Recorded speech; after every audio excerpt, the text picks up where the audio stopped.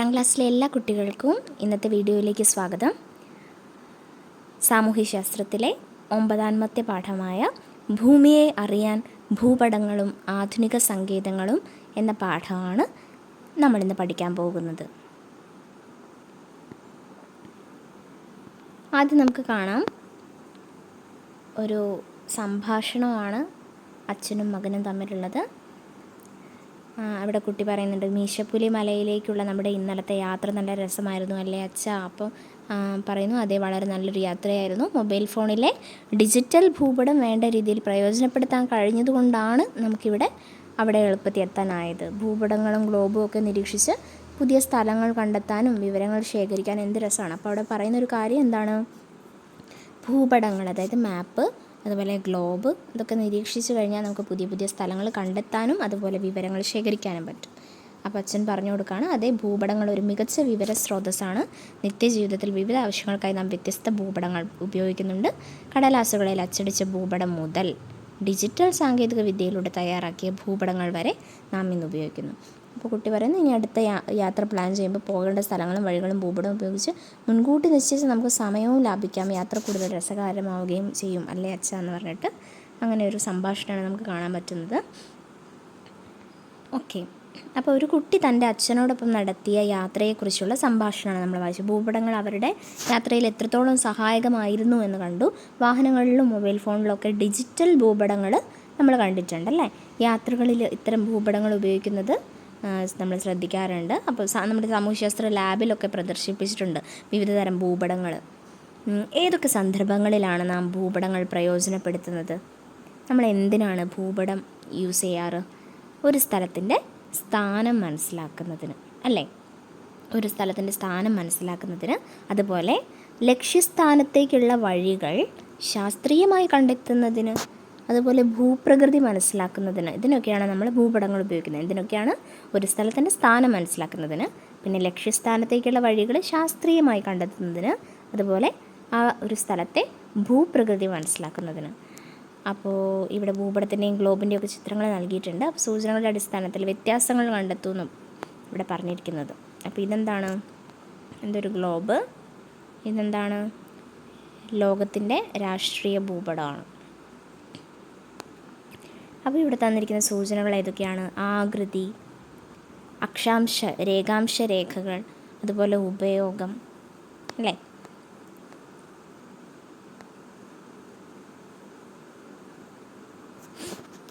ഇനി ഇവിടെ തന്നിരിക്കുന്നത് നോക്കിക്കുക മക്കളെ, ഗ്ലോബുകളുടെയും ഭൂപടങ്ങളുടെയും ചില പ്രധാന സവിശേഷതകളാണ് ചുവടെ നൽകിയിരിക്കുന്നത്. മിക്സായിട്ടാണ് തന്നിരിക്കുന്നത്, ഗ്ലോബുകളുടെയും ഭൂപടങ്ങളുടെയും.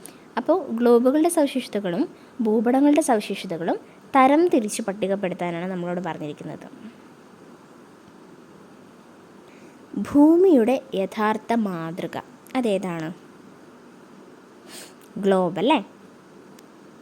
ഭൂമിയുടെ ഒരു മാതൃകയാണ് ഗ്ലോബ് എന്ന് പറയുന്നത്. ആ ഭൂമിയുടെ അതേ ഒരു ഷേപ്പിൽ, അതേ ഒരു ആക്സിസിൽ റീക്രിയേറ്റ് ചെയ്തേക്കുന്നതാണ്. അതുപോലെ ഭൂമിയുടെ ദ്വിമാന ചിത്രീകരണം, ദ്വിമാനം എന്ന് പറഞ്ഞാൽ 2D ആണ്. 2D എന്ന് പറയുമ്പോൾ അത് പേപ്പറിലായിരിക്കും അല്ലേ. അപ്പോൾ ഭൂമിയുടെ ദ്വിമാന ചിത്രീകരണം എന്ന് പറയുമ്പോൾ അവിടെ ഭൂപടത്തെക്കുറിച്ചാണ് പറയുന്നതെന്ന് മനസ്സിലാക്കാം. ഇനി ഭൂമിയുടെ ഗോളാകൃതിയിലുള്ള ചിത്രീകരണം, ഗോളാകൃതിയിലുള്ള ചിത്രീകരണമാണ് ഏത്? ഗ്ലോബ്.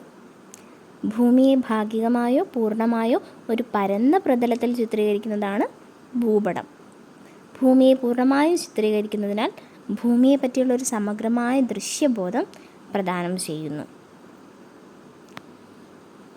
അതുപോലെ രേഖാംശ രേഖകൾ, അക്ഷാംശ രേഖകളും നേർരേഖകളായി ചിത്രീകരിച്ചിട്ടുണ്ട് അല്ലേ. രേഖാംശ രേഖകൾ അർദ്ധവൃത്തങ്ങളായും അക്ഷാംശ രേഖകൾ കേന്ദ്രീകൃത വൃത്തങ്ങളായും ചിത്രീകരിക്കുന്നത് അത് ഇതിനകത്താണ്, ഗ്ലോബിൽ അല്ലേ. ഇനി ഒരു നിശ്ചിത പ്രദേശത്തെ പറ്റിയുള്ള വിവരങ്ങൾ ശേഖരിക്കുന്നതിനും യാത്രയ്ക്കായി വഴികൾ ആസൂത്രണം ചെയ്യുന്നതിനൊക്കെ ഏറെ പ്രയോജനകരം ഏതായിരിക്കും? ഒരു ഭൂപടമായിരിക്കും അല്ലേ, ഗ്ലോബിനേക്കാളും. ഇനി പറയൂ, എന്താണ് ഭൂപടങ്ങൾ? എന്താ മക്കളെ ഭൂപടങ്ങൾ എന്ന് പറഞ്ഞാൽ?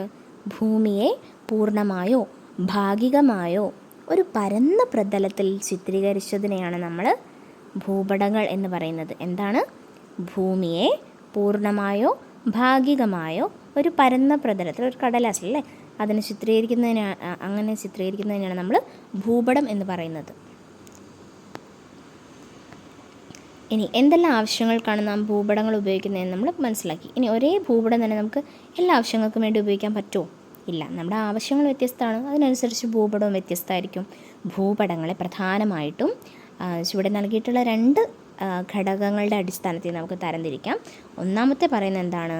ഭൂപടങ്ങൾ നിറവേറ്റുന്ന ധർമ്മം, അതുപോലെ ഭൂപടങ്ങൾ തയ്യാറാക്കിയിരിക്കുന്ന അളവ് അഥവാ തോത്. 2 രീതിയിൽ തരംതിരിക്കാം. ഏതൊക്കെയാണ്? ഭൂപടങ്ങൾ നിറവേറ്റുന്ന ധർമ്മം, എന്ത് ധർമ്മത്തിന് വേണ്ടിയിട്ടാണ് അത് ഉണ്ടാക്കിയിരിക്കുന്നത്. അത് രണ്ടാമത്തെ കാര്യം, ഭൂപടങ്ങൾ തയ്യാറാക്കിയിരിക്കുന്ന അളവ്. അടുത്ത് നമുക്ക് നോക്കാം ഭൂപടങ്ങളുടെ ചരിത്രം. ഭൂപട നിർമ്മാണത്തിൻ്റെ ചരിത്രം മനുഷ്യരാശിയുടെ ചരിത്രത്തോളം തന്നെ പഴക്കമുള്ളതാണ്. ആദിമ ഭൂപടങ്ങൾ എങ്ങനെയായിരിക്കും? ഈ കാണുന്ന പോലെ പേപ്പറിലാണോ? അല്ല, കല്ലുകളിലും തടികളിലും ഒക്കെ കൊത്തിയുണ്ടാക്കിയതാണ്. മണ്ണിലും മൃഗത്തോലിലും അതുപോലെ തുണിയിലും ഒക്കെ നിർമ്മിച്ചിട്ടുണ്ട്.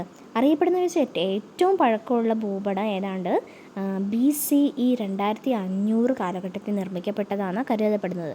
മെസപ്പൊട്ടോമിയയിലെ ഒരു കളിമൺ ഫലകത്തിൽ വരച്ച ഭൂപടമാണ്. അതാണ് ഏറ്റവും പഴക്കമുള്ളതായിട്ട് നമ്മൾ ഇപ്പോൾ കരുതിയിരിക്കുന്നത്. ഭൂമി ഉരുണ്ടതാണെന്ന് 2-ാം നൂറ്റാണ്ടിൽ ജീവിച്ചിരുന്ന ഗ്രീക്ക് ഭൗമശാസ്ത്രജ്ഞനായിരുന്ന ടോളമി വിശ്വസിച്ചിരുന്നു. അതനുസരിച്ച് ഒരു ഭൂപടം നിർമ്മിക്കാൻ ടോളമി ശ്രമിച്ചിരുന്നു. അപ്പോൾ 1400കളുടെ അവസാനത്തിൽ ഒരു അറ്റ്ലസിൽ അച്ചടിച്ച് വരുന്നത് വരെ ടോളമിയുടെ ഭൂപടങ്ങളെക്കുറിച്ചിട്ട് പുറം ലോകത്തിന് അറിവില്ലായിരുന്നു. അതിനുശേഷം അവ കൊളംബസ്, അതുപോലെ കാബട്ട്, മഗല്ലൻ, ഡ്രേക്ക്, വെസ്പൂച്ചി എന്നീ നാവികർക്ക് ഭൂമിശാസ്ത്ര വിവരങ്ങളുടെ ഉറവിടമായി മാറി. ഇന്നും ടോളമി നിർമ്മിച്ച ഭൂപടത്തിന് ആധുനിക ഭൂപടങ്ങളോട് സാദൃശ്യമുണ്ട്. അതെന്തൊരു അത്ഭുതം അല്ലേ? ഗ്രീക്ക്, അറബ് ഭൂമിശാസ്ത്രജ്ഞരാണ് ആധുനിക ഭൂപട നിർമ്മാണത്തിന് അടിത്തറ പാകിയത്. അതിപുരാതന കാലം മുതൽക്കേ ഇന്ത്യയിലും ഭൂപടങ്ങൾ നിർമ്മിക്കാനുള്ള ശ്രമങ്ങൾ നടന്നിരുന്നതായി കണക്കാക്കപ്പെടുന്നു. ഇതായിരുന്നു ടോളമിയുടെ ലോക ഭൂപടം. ടോളമി ഒരു ഭൂമിയുടെ ഗോളാകൃതി തന്നെ മാനിച്ചുകൊണ്ട് ഉണ്ടാക്കിയതാണ്. ഓക്കെ, ഗ്രീക്ക് ഭൗമശാസ്ത്രജ്ഞനായിരുന്നു ടോളമി എന്ന് ഓർക്കുക. ഇനി നമ്മൾ ഒരുപാട് ഭൂപടങ്ങൾ കണ്ടിട്ടുണ്ട്. അപ്പോൾ സാമൂഹ്യശാസ്ത്ര ലാബിലെ ഈ ഭൂപടങ്ങൾ പരിശോധിച്ച് കഴിഞ്ഞാൽ നമുക്ക് മനസ്സിലാവും അതിൻ്റെയൊക്കെ തലക്കെട്ടുകൾ വ്യത്യസ്തമാണ്. അപ്പോൾ എന്തൊക്കെ തരത്തിലുള്ള ഭൂപടമുണ്ട് മക്കളെ? രാഷ്ട്രീയ ഭൂപടം, പൊളിറ്റിക്കൽ മാപ്പ് അല്ലേ, പിന്നെ ഭൂപ്രകൃതി ഭൂപടം, ജിയോഗ്രഫി അല്ലേ, അതുപോലെ ഗതാഗത ഭൂപടമുണ്ട്, മണ്ണ് ഭൂപടമുണ്ട്. ഓക്കെ, ഇനി ഓരോ ഭൂപടത്തിനും വ്യത്യസ്ത തലക്കെട്ടുകളാണെന്ന് ബോധ്യമായി. ഓരോ ഭൂപടവും നിറവേറ്റുന്ന ധർമ്മത്തിൻ്റെ അടിസ്ഥാനത്തിലാണ്. അപ്പോൾ ഇവിടെ നമ്മൾ ആ 2 ഘടകം പറഞ്ഞതിൽ ധർമ്മത്തിൻ്റെ അടിസ്ഥാനത്തിലാണ് അവയ്ക്ക് തലക്കെട്ട് നൽകുന്നതെന്ന് നമുക്ക് മനസ്സിലായി. കേരളത്തിൻ്റെ രാഷ്ട്രീയ ഭൂപടം പരിശോധിക്കൂ. കേരളത്തിലെ ജില്ലകളുടെ വിവരങ്ങൾ നമുക്കതിൽ നിന്ന് കാണാം. അപ്പോൾ രാഷ്ട്രീയ ഭൂപടത്തിലാണ് നമുക്ക് ജില്ലകൾ കാണാൻ പറ്റുക. ഇതുപോലെ ഒരു ഭൂഖണ്ഡത്തിൻ്റെയോ രാജ്യത്തിൻ്റെയോ സംസ്ഥാനത്തിൻ്റെയോ രാഷ്ട്രീയ ഭൂപടങ്ങൾ നിരീക്ഷിച്ച് അവ പ്രദാനം ചെയ്യുന്ന വിവരങ്ങൾ നമുക്ക് പട്ടികപ്പെടുത്താം. നിങ്ങൾക്കിപ്പോൾ എന്താണ് രാഷ്ട്രീയ ഭൂപടങ്ങളുടെ ധർമ്മം എന്ന് മനസ്സിലായല്ലേ? ജില്ലകൾ, അതുപോലെ സ്ഥലങ്ങൾ. ഇനി മണ്ണ് ഭൂപടമാണെങ്കിലോ ഒരു പ്രദേശത്തെ വ്യത്യസ്ത തരം മണ്ണിനങ്ങളുടെ വിതരണത്തെ കാണിക്കും. ഇനി അതുപോലെ ഒരു പ്രദേശത്തെ വ്യത്യസ്ത തരം മണ്ണിനങ്ങളെ പറ്റിയുള്ള വിവരങ്ങൾ പ്രദാനം ചെയ്യുക എന്നതാണ് മണ്ണ് ഭൂപടത്തിൻ്റെ ധർമ്മം. എന്നാൽ ഇനി ഒരു ഭൂപ്രകൃതി ഭൂപടത്തിൻ്റെ ധർമ്മം എന്തായിരിക്കും? ഭൂപടത്തിൻ്റെ ധർമ്മം അതിൻ്റെ ഉള്ളടക്കവുമായി ബന്ധപ്പെട്ടിരിക്കുന്നു അല്ലേ?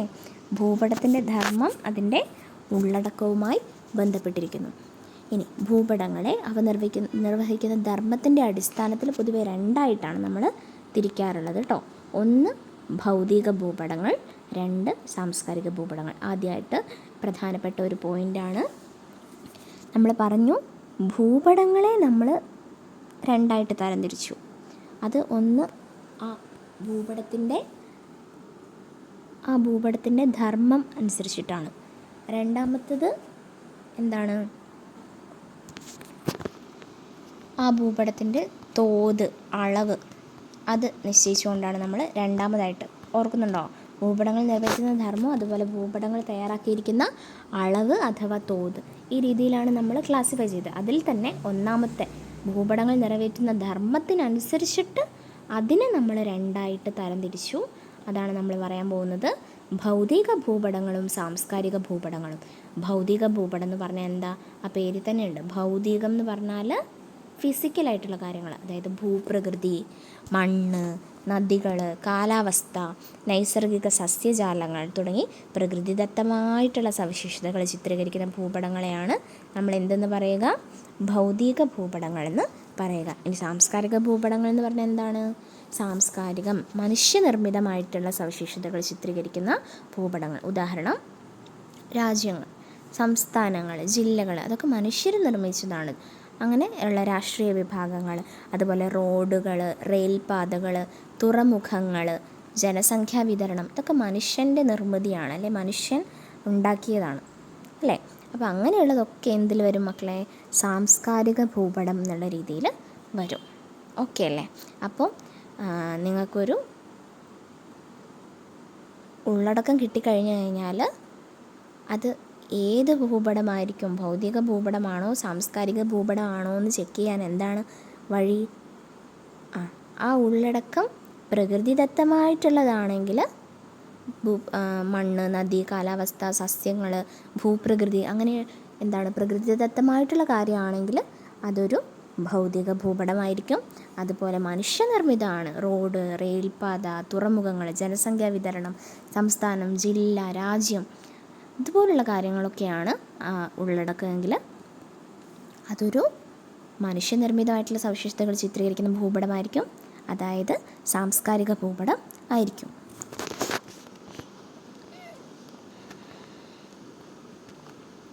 ഇതിനെ ഇനി വേർതിരിച്ച് എഴുതാൻ പറഞ്ഞിട്ടുണ്ട്. അപ്പം നോക്കിയാൽ മതി.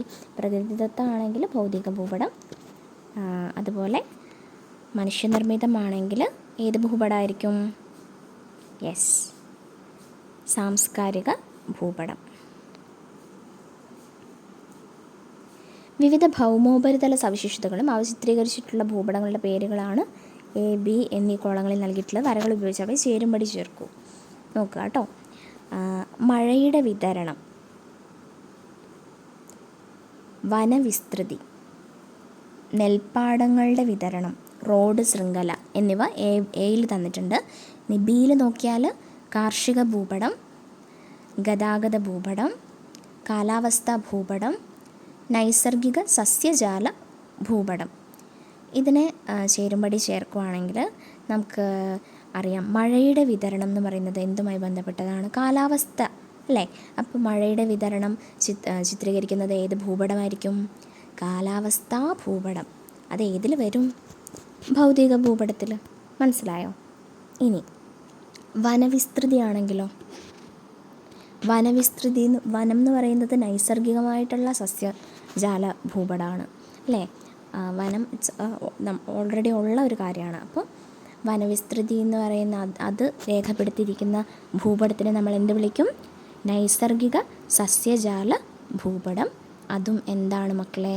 ഭൗതിക ഭൂപടമാണ്. ഇനി നെൽപ്പാടങ്ങളുടെ വിതരണം എന്ന് പറയുമ്പോൾ അതെന്തിൽ വരും? കൃഷിയാണ്, നെല്ല് അല്ലേ? അപ്പോൾ നെൽപ്പാടങ്ങളുടെ വിതരണം കാർഷിക ഭൂപടത്തിൽ വരും. ഇനി റോഡ് ശൃംഖല, അതേതിൽ വരും? ഗതാഗത ഭൂപടം. റോഡ് നമുക്കറിയാം മനുഷ്യനിർമ്മിതിയാണ്.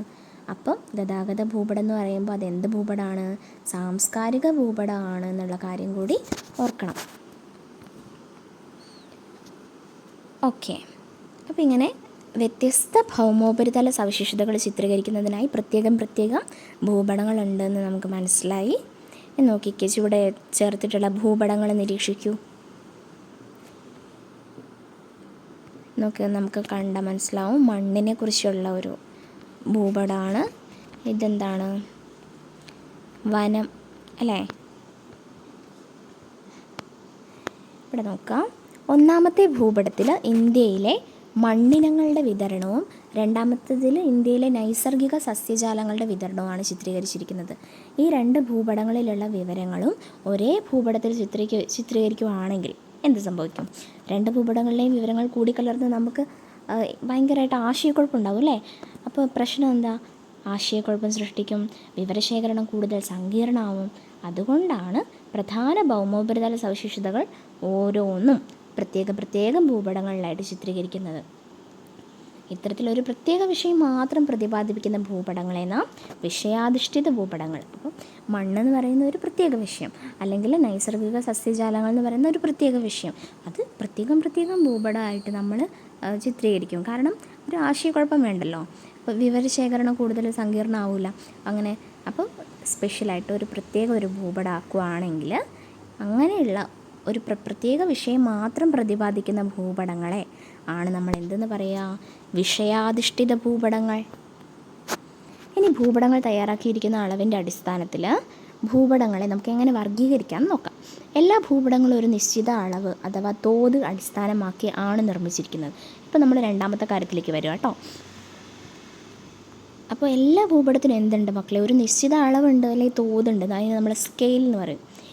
അപ്പോൾ എന്താണ് ഭൂപടങ്ങൾ തയ്യാറാക്കുന്നതിനായിട്ടുള്ള തോത്? അപ്പോൾ നിങ്ങളുടെ ക്ലാസ് മുറിയുടെ രൂപരേഖ ഒരു നോട്ട്ബുക്കിൽ വരച്ച് നോക്കും. നിങ്ങൾ ഓരോരുത്തരും വരച്ച രൂപരേഖകൾ ഒരുപോലെയാണോ? ആവുമോ? ഓരോരുത്തരും ഓരോ രീതിയിലായിരിക്കും വരയ്ക്കും. ഓരോരുത്തരും എടുക്കുന്ന അളവ് വ്യത്യാസമായിരിക്കും അല്ലേ? അപ്പം പല രീതിയിലാണ്. അപ്പം ഒരു പൊതുവായ ഒരു അളവ് അഥവാ തോത് അടിസ്ഥാനമാക്കി അല്ല രൂപരേഖകൾ തയ്യാറാക്കിയിട്ടുള്ളത്. അപ്പോൾ കൃത്യമായ അളവിൽ ക്ലാസ് മുറിയുടെ യഥാർത്ഥ വിസ്തൃതിയിൽ ഒരു രൂപരേഖ വരയ്ക്കാൻ പറ്റുമോ? ക്ലാസ് മുറി അത്രയും വലുതാണ്. അത് നമുക്കൊരു പേപ്പറിലേക്ക്, ഒരു പരന്ന പ്രതലത്തിലേക്ക് നമുക്ക് വരച്ചെടുക്കാൻ പറ്റില്ല. അപ്പോൾ ക്ലാസ് മുറിയുടെ യഥാർത്ഥ വിസ്തൃതിയിൽ ഒരു രൂപരേഖ വരയ്ക്കണമെങ്കിൽ നമുക്ക് അത്ര തന്നെ വിസ്തൃതിയുള്ള ഒരു കടലാസോ നോട്ട്ബുക്കോ വേണം. അത് പ്രാക്ടിക്കലാണോ? അല്ല. അപ്പോൾ ഒരു വലിയൊരു പ്രദേശത്തിൻ്റെ കാര്യം എടുത്താലോ, ഒരു പ്രദേശത്തിൻ്റെ ഭൂപടം കൃത്യമായിട്ടുള്ള അളവിലും യഥാർത്ഥ വിസ്തൃതിയിലും തയ്യാറാക്കുന്നതിന് ആ പ്രദേശത്തിന് അത്ര വലിപ്പമുള്ളൊരു പ്രതലം വേണ്ടേ? ഇതൊന്നും സാധ്യമായിട്ടുള്ള കാര്യമല്ല. അപ്പോൾ കൃത്യമായ അളവിൽ ഒരു ഭൂപടമോ രൂപരേഖയോ നമ്മൾ എങ്ങനെ തയ്യാറാക്കും? അവിടെയാണ് നാം തോത് ഉപയോഗിക്കുന്നത്. ക്ലാസ് മുറിയുടെ രൂപരേഖ ഇനി ഒരു തോതിൻ്റെ അടിസ്ഥാനത്തിൽ എങ്ങനെ തയ്യാറാക്കും നമുക്ക് നോക്കാം. അപ്പോൾ നിങ്ങളുടെ ക്ലാസ്സിൻ്റെ വീതി ഇപ്പോൾ നമ്മൾ എടുക്കുകയാണ് 5 മീറ്ററും നീളം 10 മീറ്ററുമാണെന്ന് വിചാരിക്കുക. അപ്പോൾ ക്ലാസ്സിൽ 1 മീറ്ററിനെ നമ്മൾ എന്തായിട്ട് എടുക്കും? 1 സെൻറ്റിമീറ്റർ ആയിട്ട് എടുക്കും. അപ്പോൾ അങ്ങനെ വരയ്ക്കുവാണെങ്കിൽ ക്ലാസ് മുറിയുടെ രൂപരേഖ നമുക്ക് നോട്ട്ബുക്കിൽ വരയ്ക്കാം. കാരണം 5 സെൻറ്റിമീറ്റർ വീതിയും 10 സെൻറ്റിമീറ്റർ നീളമായിട്ടുള്ള ഒരു ദീർഘചതുരം നമുക്ക് വരയ്ക്കാവുന്നതേ ഉള്ളൂ ഒരു പേപ്പറിൽ. അതുപോലെ ബെഞ്ചുകളുടെ നീളവും മേശയുടെ നീളമൊക്കെ വീതിയൊക്കെ അളന്ന് ക്ലാസ് മുറിയിലെ 1 മീറ്റർ രൂപരേഖയിൽ 1 സെൻറ്റിമീറ്റർ എന്ന ഒക്കെ 1 മീറ്റർ = 1 സെൻറ്റിമീറ്റർ. അപ്പോൾ ശരിക്കും അളവ് 1 മീറ്റർ ആണെങ്കിൽ അതിനെ നമ്മൾ എടുക്കുന്നത് എങ്ങനെയാണ്? 1 സെൻറ്റിമീറ്റർ ആയിട്ട്. അപ്പോൾ വടക്ക് ദിശ കൂടി കണ്ടെത്തി അടയാളപ്പെടുത്തുന്നതിനാലാണ് രൂപരേഖ വരയ്ക്കുന്നതെങ്കിൽ എല്ലാ കൂട്ടുകാരും വരയ്ക്കുന്ന രൂപരേഖകൾ ഒരേപോലെ ആയിരിക്കും, ഒരേ അളവ്, ഒരേ ഡയറക്ഷൻസ്. അപ്പോൾ അതിനുശേഷം രൂപരേഖയുടെ ചുവടെ എഴുതുകയും കൂടെ വേണം. രൂപരേഖയിലെ 1 സെൻറ്റിമീറ്റർ ക്ലാസ് മുറിയിലെ 1 മീറ്ററിനെ സൂചിപ്പിക്കുന്നു എന്നുകൂടി എഴുതണം.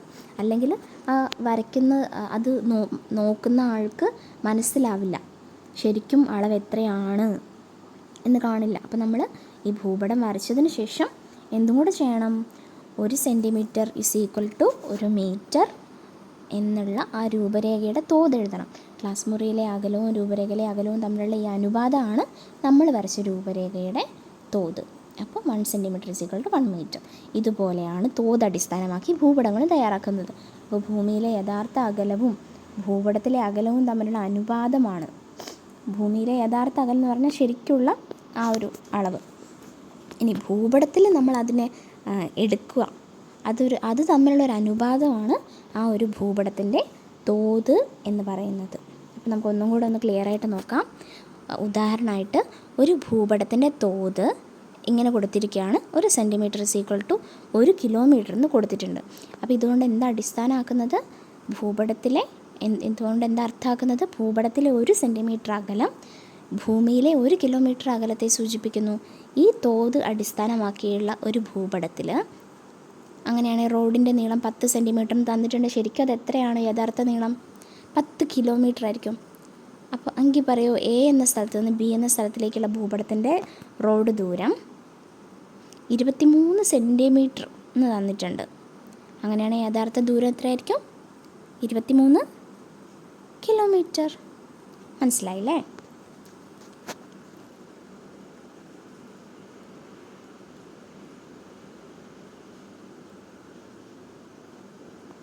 ഓക്കെ, ഇനി നമുക്ക് അടുത്ത ഭാഗത്തേക്ക് പോവാം. ഒരു ഫ്ലോ ചാർട്ടാണ് നമുക്ക് തന്നിട്ടുള്ളത്. ഭൂപടങ്ങൾ തോതിൻ്റെ അടിസ്ഥാനത്തിൽ എങ്ങനെയാണ് നമ്മൾ ഭൂപടങ്ങളെ വർഗീകരിക്കുന്നത്? നമ്മൾ നേരത്തെ നോക്കിയത് എന്താണ്? ഭൂപടത്തെ അതിൻ്റെ ആ ഉള്ളടക്കം വെച്ചിട്ട് നമ്മൾ ഭൗതിക ഭൂപടം, സാംസ്കാരിക ഭൂപടം എന്ന് പറഞ്ഞ് വേർതിരിച്ച ഓർമ്മയില്ലേ? അതുപോലെ ഇവിടെ നമ്മൾ തോതിൻ്റെ അടിസ്ഥാനത്തിൽ എങ്ങനെയാണ് ഭൂപടങ്ങളെ വർഗീകരിക്കാമെന്നാണ് നോക്കുന്നത്. അപ്പോൾ വലിയ തോത് ഭൂപടങ്ങളുമുണ്ട്, ചെറിയ തോത് ഭൂപടങ്ങളുമുണ്ട്. അത് എളുപ്പമല്ലേ ഓർക്കാൻ? തോതിൻ്റെ അടിസ്ഥാനത്തിൽ. അപ്പോൾ വലിയ തോത്, ചെറിയ തോത്. ഇനി എന്താ വലിയ തോത് ഭൂപടം? ഒരു ചെറിയ പ്രദേശത്തെ സംബന്ധിച്ചുള്ള കൂടുതൽ വിവരങ്ങൾ ചിത്രീകരിക്കുന്നതിനാണ് വലിയ തോത് ഭൂപടം എന്ന് പറയാം.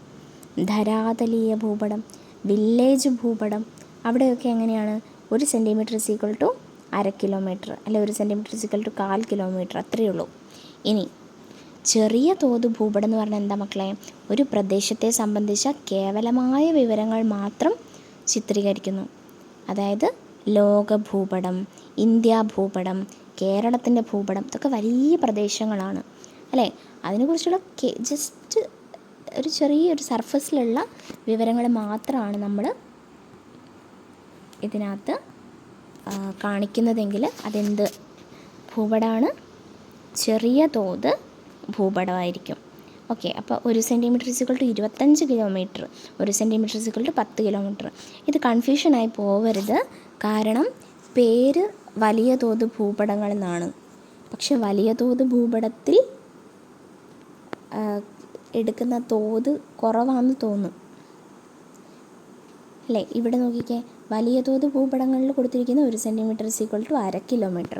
ഇവിടെ ചെറിയ തോത് ഭൂപടങ്ങൾ എന്നാണ് പേരെങ്കിലും 1 സെൻറ്റിമീറ്ററിൽ നമ്മൾ 25 കിലോമീറ്ററിനെയാണ് അവിടെ റെപ്രസെൻറ്റ് ചെയ്യുന്നത്. അപ്പോൾ അങ്ങോട്ടും ഇങ്ങോട്ടും മാറിപ്പോകരുത്. വലിയ തോത് ഭൂപടങ്ങൾ എന്ന് പറഞ്ഞാൽ ആ പേരിലുണ്ട് ഒരു ചെറിയൊരു പ്രദേശമായിരിക്കും, പക്ഷേ അവിടുത്തെ കൂടുതൽ വിവരങ്ങൾ വലിയ രീതിയിൽ ആ സ്ഥലത്തെ, ഒരു ചെറിയ പ്രദേശത്തെക്കുറിച്ചുള്ള ഒരുപാട് വിവരങ്ങൾ അതിനകത്ത് ചിത്രീകരിക്കുന്നുണ്ടെങ്കിലാണ് അതിനെ വലിയ തോത് ഭൂപടങ്ങൾ എന്ന് പറയുക. അതിന് ഉദാഹരണം പറഞ്ഞു, ധരാതലീയ ഭൂപടം, അതുപോലെ വില്ലേജ് ഭൂപടം. ഒരു ചെറിയ വില്ലേജ് അല്ലേ, പക്ഷെ അവിടുത്തെ എല്ലാ കാര്യവും അതിനകത്തുണ്ടാവും. ധരാതലീയ ഭൂപടവും അതെ. ഇനി അപ്പോൾ അവിടെ ആകുമ്പോൾ ചെറിയ സ്ഥലമാണ്. അപ്പോൾ ചെറിയ സ്ഥലമാകുമ്പോൾ 1 സെൻറ്റിമീറ്റർ = 1/2 കിലോമീറ്റർ, അല്ലെങ്കിൽ 1 സെൻറ്റിമീറ്റർ = 1/4 കിലോമീറ്റർ, അത്രയൊക്കെ വരുള്ളൂ. പക്ഷേ ചെറിയ തോത് ഭൂപടം എന്ന് പറഞ്ഞു കഴിഞ്ഞാൽ ഒരു വലിയൊരു പ്രദേശം, അതിനകത്ത് സംബന്ധിക്കുന്ന കേവലമായിട്ടുള്ള വിവരങ്ങൾ, വെറും ചെറിയ ചെറിയ വിവരങ്ങൾ മാത്രമേ ചിത്രീകരിക്കുന്നുള്ളൂ. ലോകഭൂപടം എടുക്കുകയാണെങ്കിൽ രാജ്യങ്ങളുടെ പേര് അത്രയൊക്കെ ഉള്ളൂ. ഇനി ഇന്ത്യ ഭൂപടം നമ്മൾ എടുക്കുകയാണെങ്കിലോ സംസ്ഥാനങ്ങളുടെ പേര്. കേരളത്തിൻ്റെ ഭൂപടം എടുക്കുകയാണെങ്കിൽ ആ 14 ജില്ലകളുടെ ഇത് മാത്രമേ ഉള്ളൂ. കേവലമായിട്ടുള്ള വിവരങ്ങൾ മാത്രമേ ചെറിയ തോത് ഭൂപടത്തിൽ കൊടുക്കുള്ളൂ. പക്ഷേ 1 സെൻറ്റിമീറ്റർ എത്രയായിരിക്കും? 25 കിലോമീറ്ററും 10 കിലോമീറ്ററും ഒക്കെ ആയിരിക്കും തോത് വരിക.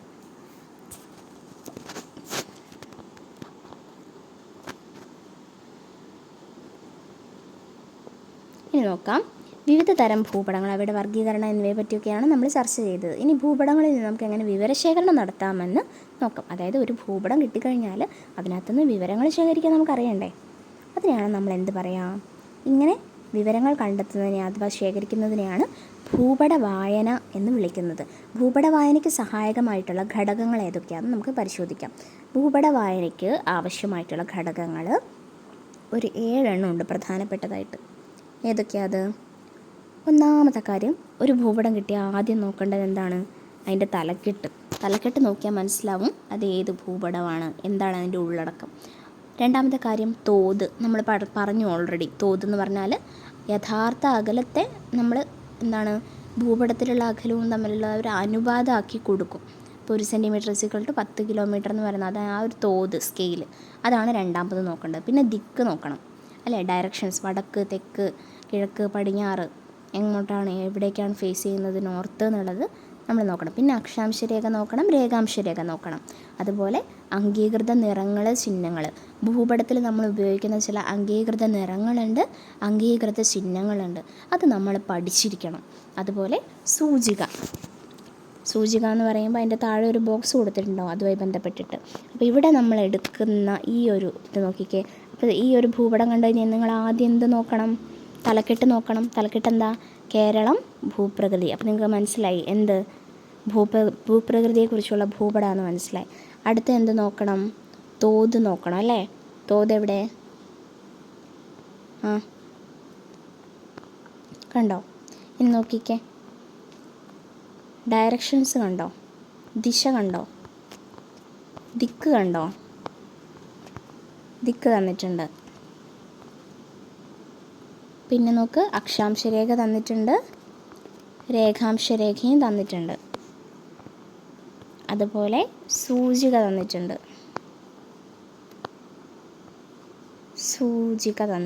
ഇത് കണ്ടോ? ഓക്കെ, അപ്പോൾ ഇത്രയും കാര്യങ്ങളാണ് നമ്മൾ ഭൂപടത്തിൽ നോക്കേണ്ടത്.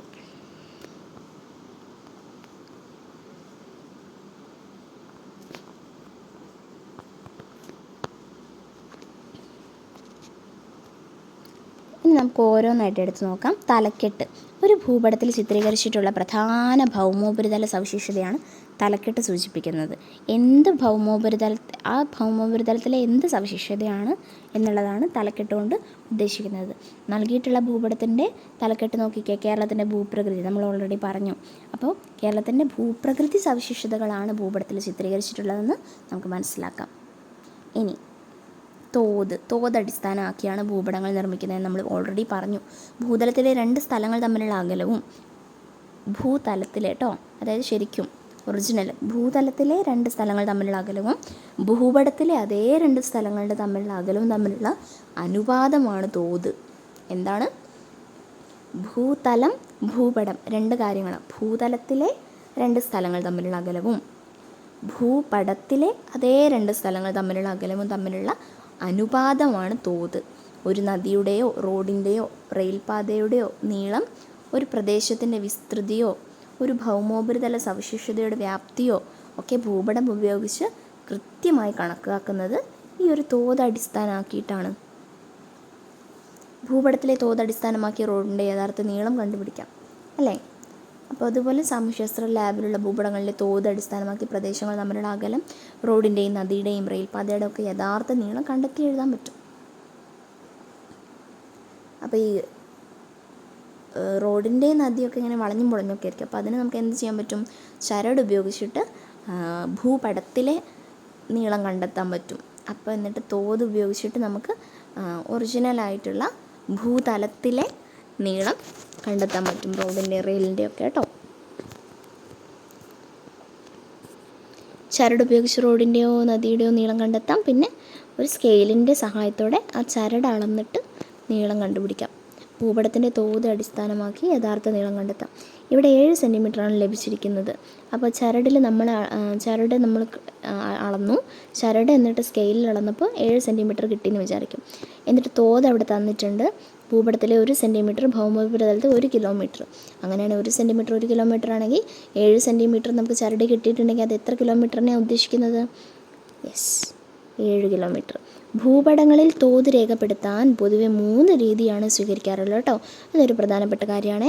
ഭൂപടങ്ങളിൽ തോത് രേഖപ്പെടുത്താൻ വേണ്ടിയിട്ട് സ്കെയിൽ രേഖപ്പെടുത്താൻ 3 രീതികളുണ്ട്.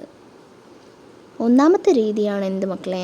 പ്രസ്താവനാ രീതി, സ്റ്റേറ്റ്മെൻറ്റ് ഓഫ് സ്കെയിൽ. പ്രസ്താവനാ രീതിയിൽ തോത് എഴുതുന്നത് എളുപ്പമാണ്. ഉദാഹരണമായിട്ട് ഭൂപടത്തിലെ 1 സെൻറ്റിമീറ്റർ അകലം ഭൂതലത്തിലെ 1 കിലോമീറ്ററിനെ സൂചിപ്പിക്കുന്നത്, അല്ലെങ്കിൽ 1 സെൻറ്റിമീറ്റർ = 1 കിലോമീറ്റർ. ഇങ്ങനെ ഏതൊരാൾക്കും മനസ്സിലാവുന്ന രീതിയിലാണ് ഇവിടെ തോത് രേഖപ്പെടുത്തുക. 1 സെൻറ്റിമീറ്റർ = 1 കിലോമീറ്റർ. അത് വായിക്കുന്ന ആൾക്ക് അപ്പം തന്നെ മനസ്സിലാവും, 1 സെൻറ്റിമീറ്റർ എന്ന് പറഞ്ഞാൽ അപ്പം നമ്മൾ 1 കിലോമീറ്ററിന് കണക്കാക്കണം എന്ന്. അപ്പോൾ ഏറ്റവും ഏതൊരാൾക്കും മനസ്സിലാവുന്ന രീതിയിൽ അത്രയും സിമ്പിളായിട്ട് രേഖപ്പെടുത്തുന്നതിനെയാണ് പ്രസ്താവനാ രീതി. ഭൂപടങ്ങൾ നിരീക്ഷിച്ച് പ്രസ്താവന രീതി രേഖപ്പെടുത്തിയിട്ടുള്ളതൊക്കെ തോതുകൾ കണ്ടെത്തി എഴുതാം രണ്ടാമത്തെ, അപ്പോൾ പ്രസ്താവനാ രീതി മറക്കരുത്. പ്രസ്താവനാ രീതി 1 സെൻറ്റിമീറ്റർ = 1 കിലോമീറ്റർ എന്ന് വളരെ സിമ്പിളായിട്ട്. ഇനി ഭിന്നക രീതി, representative fraction or RF. RF ഇങ്ങനെ കൊടുക്കും, 1:2 എന്ന് പറഞ്ഞിട്ട് ഒരു അനുപാതത്തിൽ തരും അല്ലേ? അപ്പോൾ 1:1,00,000 എന്ന രീതിയിൽ തോതുകൾ രേഖപ്പെടുത്തിയിട്ടുള്ളത് നമ്മൾ ശ്രദ്ധയിൽപ്പെട്ടിട്ടുണ്ടെങ്കിൽ അതാണ് ഭിന്നക രീതി. ഭൂപടത്തിലെ 1 യൂണിറ്റ് ദൂരം ഭൂതലത്തിലെ 1,00,000 യൂണിറ്റുകൾക്ക് തുല്യമാണ് എന്നാണ് അതുകൊണ്ട് അർത്ഥമാക്കുന്നത്. എങ്ങനെ? ഈ ഭൂപടത്തിലെ 1 യൂണിറ്റ് ദൂരം എന്ന് പറയുന്നത് ഭൂതലത്തിലെ 1,00,000 യൂണിറ്റുകൾക്ക് തുല്യമാണ് എന്നാണ് അർത്ഥമാക്കുന്നത്. ഈ രീതിയിൽ അനുപാതത്തിന് മുൻപിൽ നൽകിയിട്ടുള്ള യൂണിറ്റ് ഭൂപടത്തിലെ അകലവും അനുപാതത്തിന് ശേഷം നൽകിയിട്ടുള്ള യൂണിറ്റ് ഭൂതലത്തിലെ അകലവും സൂചിപ്പിക്കുന്നു. ഇവിടെ ഭൂതലത്തിലും ഭൂപടത്തിലുമുള്ള അകലം ഒരേ ഏകകത്തിലാണ് സൂചിപ്പിച്ചിട്ടുള്ളത്. ഉദാഹരണമായിട്ട് ഇവിടെ അകലം സൂചിപ്പിക്കുന്ന സെൻറ്റിമീറ്റർ എന്ന ഏകകമാണ് ഉപയോഗിക്കുന്നതെങ്കിൽ ഭിന്നക രീതിയിലുള്ള തോത് അർത്ഥാക്കുന്നത് ഭൂപടത്തിലെ 1 യൂണിറ്റ് അകലം 1 സെൻറ്റിമീറ്റർ, ഭൂതലത്തിലെ 1,00,000 സെൻറ്റിമീറ്റർ അകലത്തെ സൂചിപ്പിക്കുന്നു.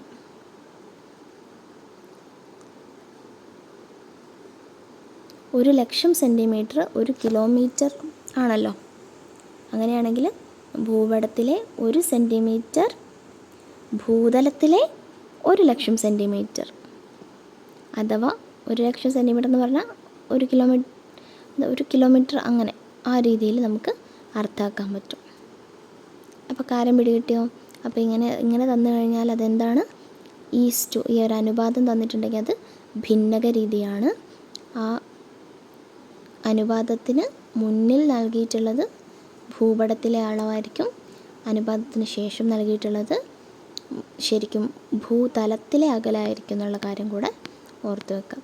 അടുത്ത രീതിയാണ് രേഖീയ രീതി. ഇപ്പോൾ നമ്മൾ ഏതൊക്കെ രീതി പഠിച്ചു?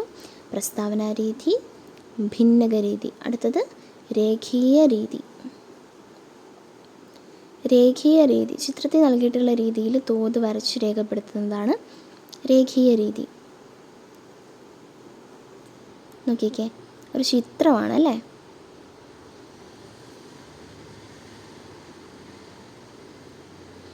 ഒമ്പത് കിലോമീറ്റർ വരെ അവിടെ മാർക്ക് ചെയ്തിട്ടുണ്ട്. മീറ്ററിലാണ് അപ്പുറത്ത് നൽകിയിരിക്കുന്നത്.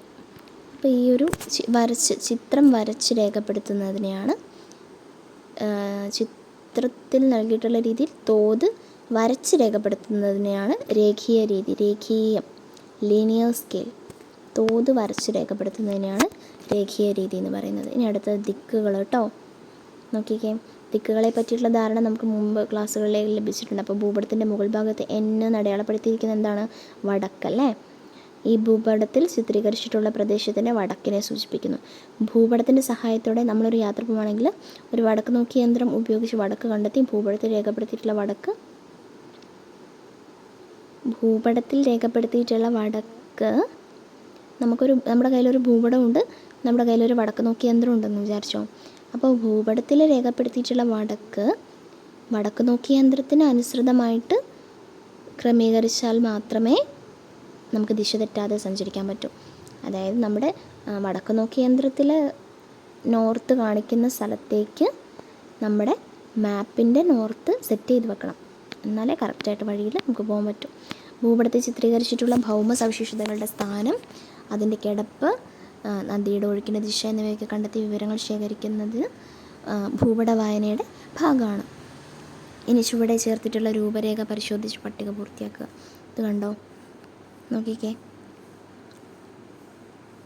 സ്കൂൾ മൈതാനം, റോഡ്, ടോയ്ലറ്റ്, കിണർ, അങ്ങനെ കുറച്ച് കാര്യങ്ങൾ തന്നിട്ടുണ്ട്. അപ്പോൾ ഇവിടെ നോക്കിക്കേ, സ്കൂൾ മൈതാനത്തിൻ്റെ ഏത് ദിക്കിലായാണ് സ്കൂൾ കെട്ടിടം സ്ഥിതി ചെയ്യുന്നത്?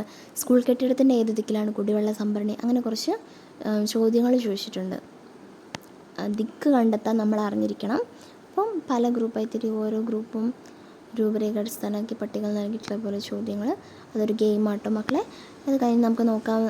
മെയിനായിട്ട് നോക്കേണ്ടതാണ് എന്ത്? അംഗീകൃത നിറങ്ങൾ അല്ലെങ്കിൽ ചിഹ്നങ്ങൾ. ഭൂപടങ്ങളിൽ മനുഷ്യനിർമ്മിതവും പ്രകൃതിദത്തവുമായിട്ടുള്ള വിവിധ ഭൗമോപരിതല സവിശേഷതകൾ ചിത്രീകരിക്കുന്നുണ്ട് അല്ലേ.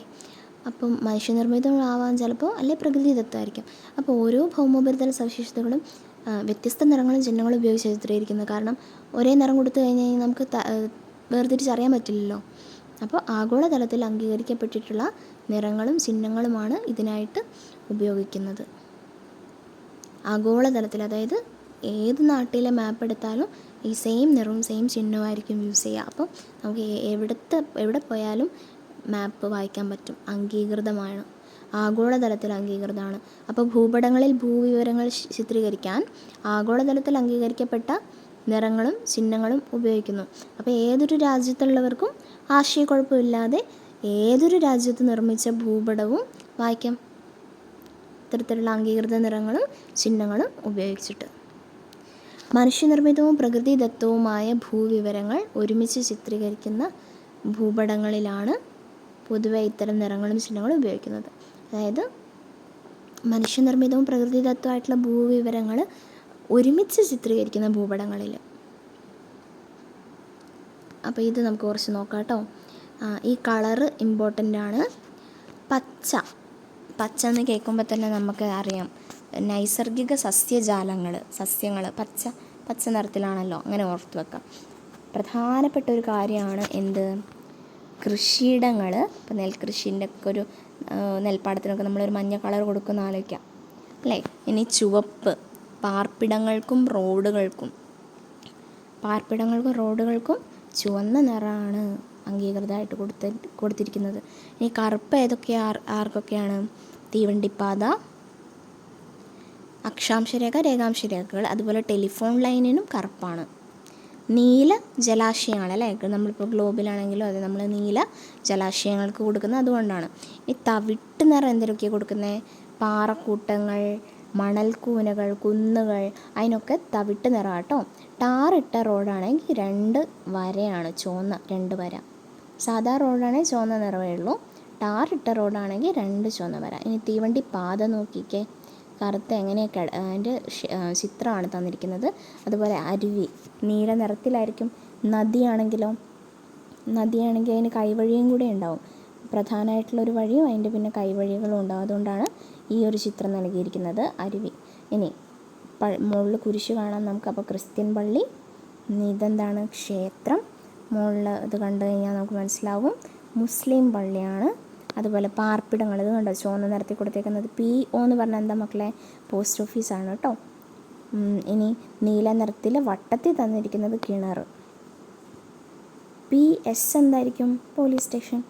ഇതെന്താ 4 സ്ഥലത്ത് ഇങ്ങനെയായിട്ട്, കോട്ടയാണ് കേട്ടോ, കോട്ട, ഫോർട്ട്. ഇനി ഇതെന്താണ്, പാലം, ചുവന്ന നിറത്തിലാണ് പാലം. ഇനി ഇങ്ങനെ മേഘം പോലെ നീല നിറത്തിലുള്ളത് കുളം. ത്രികോണാകൃതിയിലുള്ളതാണ് കുഴൽ കിണർ, നീല നിറത്തിൽ. ഇനി ഇതെന്താ മക്കളെ, ശ്മശാനം.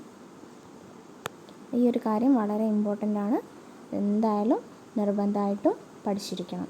കൃഷിയുടെ എന്താന്ന് പറഞ്ഞേ, മഞ്ഞ. വ്യത്യസ്ത നിറങ്ങളും ചിഹ്നങ്ങളും ഉപയോഗിച്ചിട്ട് ഭൂവിവരങ്ങൾ ചിത്രീകരിച്ചിട്ടുള്ള ഒരു സ്കെച്ച് ഇവിടെ തന്നിട്ടുണ്ട്. അപ്പോൾ നോക്കിക്കേ, നിങ്ങൾക്കിത് പറയാൻ പറ്റുമോ? നൈസർഗിക സസ്യജാലം, ടാറിട്ട റോഡ്, ഇവിടെ ഒരു പാലം, റെയിൽവേ പാളം, അരുവി, ശ്മശാനം, ഇതെന്താണ്, കുഴൽ കിണർ, ഇതെന്താണ്, കുളം. ഇതൊക്കെ നമ്മൾ ഇവിടെ പഠിച്ചതാട്ടോ. ഓർമ്മയില്ലെങ്കിൽ ഒന്നും കൂടെ ഒന്ന് പോയി നോക്കാം. അരുവി, നദി ഒക്കെ ഓർത്തിരിക്കണം കേട്ടോ.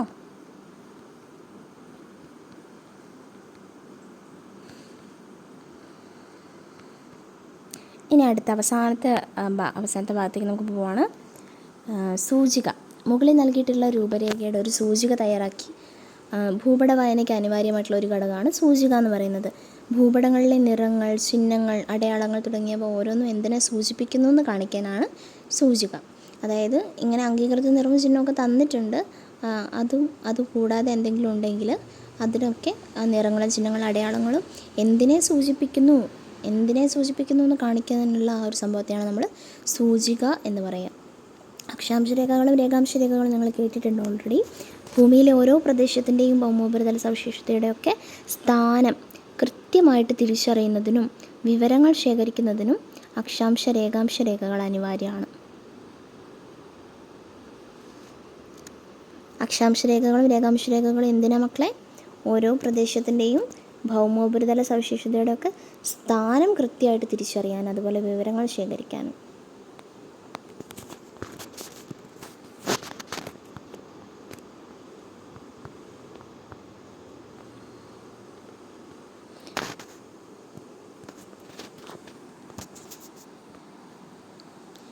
അപ്പോൾ ഈ ഭൂപടങ്ങൾ നിന്നും ഭൗമോപരിതല സവിശേഷതകളെ പറ്റിയിട്ടുള്ള വിവരങ്ങൾ നമ്മൾ വായിച്ചു. ഭൂപട വായനയെക്കുറിച്ച് നമ്മൾ പഠിക്കുകയായിരുന്നു ഇത്ര നേരം. ഇനി ഈ ഭൂപടം വായിച്ചതിന് ശേഷം അത് വിവരങ്ങൾ സൂക്ഷിച്ചു വെക്കാനും അപഗ്രഥിക്കാനും പ്രയോജനപ്പെടുത്താനും ഇന്ന് നിരവധി നൂതന സങ്കേതങ്ങളുണ്ട്. അപ്പോൾ ശാസ്ത്ര സാങ്കേതിക വിദ്യയിലുണ്ടായ പുരോഗതി ഭൗമോപരിതല സവിശേഷതകളുടെ വിവരശേഖരണം, വിശകലനം, അവതരണം, ചിത്രീകരണം, ഭൂപട നിർമ്മാണം തുടങ്ങിയവയിൽ അഭൂതപൂർവമായ മാറ്റങ്ങൾക്ക് വഴിയൊരുക്കി. അപ്പോൾ ഇത്തരം നൂതന സങ്കേതങ്ങൾ ഏതെല്ലാം എന്നാണ് നമുക്ക് ചർച്ച ചെയ്യുന്നത്. കഥകളിലും മറ്റും കേട്ടിട്ടുള്ള ഒരു മാന്ത്രിക കണ്ണാടി നമുക്ക് ലഭിച്ചാൽ നമ്മൾ കാണാൻ ആഗ്രഹിക്കുന്ന വിദൂരതയിലുള്ള ഒരു ചരിത്ര നിർമ്മിതി, ആ മാന്ത്രിക കണ്ണാടി തെളിഞ്ഞു വരും. അപ്പോൾ ആ ചരിത്ര നിർമ്മിതിയുടെ സ്ഥാനം, നിങ്ങളുടെ സ്ഥാനം, അവിടേക്ക് പോകാനുള്ള വഴി തുടങ്ങിയവയൊക്കെ ആ കണ്ണാടി കാട്ടിത്തരും. അപ്പോൾ അതിശയമെന്ന് തോന്നും നമുക്ക്. അപ്പോൾ മുമ്പ് മാന്ത്രികമായി കരുതിയ ഇത്തരം കാര്യങ്ങളൊക്കെ ഇന്ന് സാങ്കേതികവിദ്യയുടെ സഹായത്തോടെ വളരെ നിസ്സാരമായിട്ട് നമുക്ക് ഒരു സ്മാർട്ട് ഫോണിൻ്റെ ഹെൽപ്പ് ഉണ്ടെങ്കിൽ നമുക്ക് ചെയ്യാൻ പറ്റും. അപ്പോൾ ഇവിടെ ഒരു കുട്ടിയുടെ യാത്രാവിവരണം തന്നിട്ടുണ്ട്. അപ്പോൾ ക്യാമറ ഉപയോഗിച്ച് പ്രദേശങ്ങളുടെ ചിത്രങ്ങൾ നിരീക്ഷിച്ചിട്ടുള്ള വിവരങ്ങൾ കൂടി ഉൾപ്പെടുത്തിയിട്ടുള്ള ഒരു യാത്രാക്കുറിപ്പാണ്. അപ്പോൾ ഇതൊരു വിദൂര സംവേദന രീതിയാണ്. എപ്പം നമ്മൾ അറിഞ്ഞിരിക്കണം എന്താണ് വിദൂര സംവേദനം.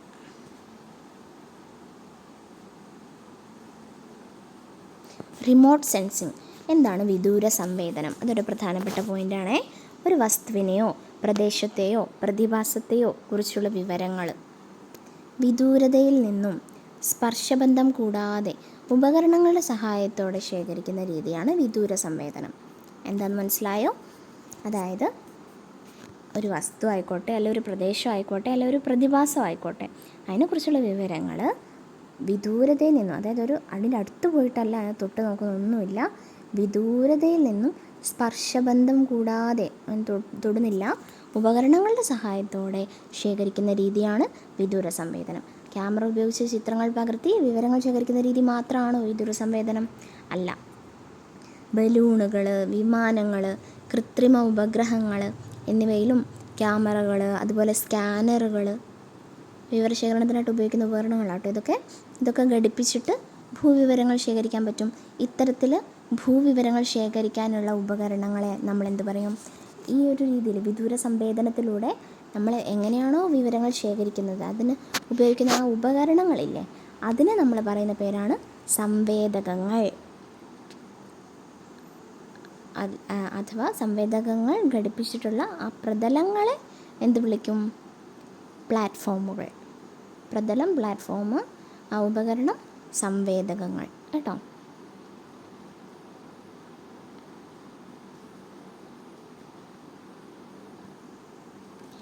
ഇനി നമുക്ക് നോക്കാം. ഭൂവിവരങ്ങൾ ശേഖരിക്കാൻ നാം ആശ്രയിക്കുന്ന പ്ലാറ്റ്ഫോമിൻ്റെ കാര്യം ഇപ്പോൾ പറഞ്ഞില്ലേ. പ്ലാറ്റ്ഫോം എന്ന് പറഞ്ഞാൽ ആ പ്രതലങ്ങൾ, ഈ സംവേദകങ്ങൾ ഘടിപ്പിച്ചിട്ടുള്ള പ്രതലങ്ങൾ, ആ പ്ലാറ്റ്ഫോമുകളുടെ അടിസ്ഥാനത്തിൽ നമുക്ക് വിദൂര സംവേദനത്തെ മൂന്നായിട്ട് തിരിക്കാൻ പറ്റും. ഭൂതല വിദൂര സംവേദനം. നോക്കിക്കേ, ഭൂതല വിദൂര സംവേദനം. ചിത്രം നോക്കാം. ചെറുക്കൻ്റെ കയ്യിൽ ക്യാമറയാണ് അല്ലേ. ഇനി ആകാശീയ വിദൂര സംവേദനം. ആകാശീയ വിദൂര സംവേദനം. അടുത്തത് ഉപഗ്രഹ വിദൂര സംവേദനം. പേരിൽ തന്നെ ക്ലിയർ ആണ് മൂന്ന് കാര്യവും.